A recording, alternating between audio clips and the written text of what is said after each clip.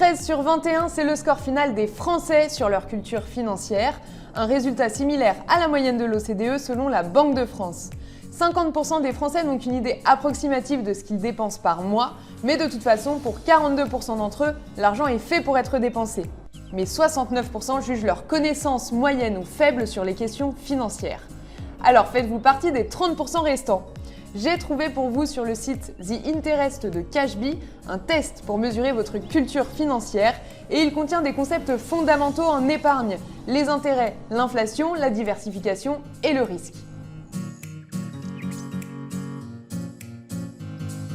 Supposez que vous avez 100 € sur un compte épargne et que le taux d'intérêt est de 2% par an.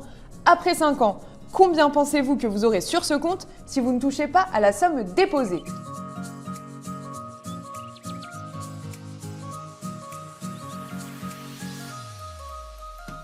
Si vous avez répondu exactement 102 ou moins de 102 €, c'était faux. Il fallait répondre que vous aurez plus que 102 € après 5 ans sans y toucher. Vous aurez exactement 110 € sur ce compte. Imaginez que le taux d'intérêt sur votre compte épargne est de 1% par an et l'inflation de 2% par an. Après une année, que pourriez-vous acheter avec l'argent sur ce compte ?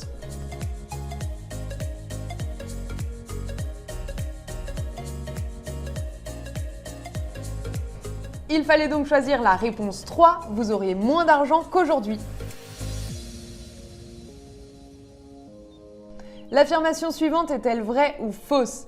Acheter des actions d'une seule entreprise génère généralement un rendement plus sûr qu'un fonds commun de placement d'actions.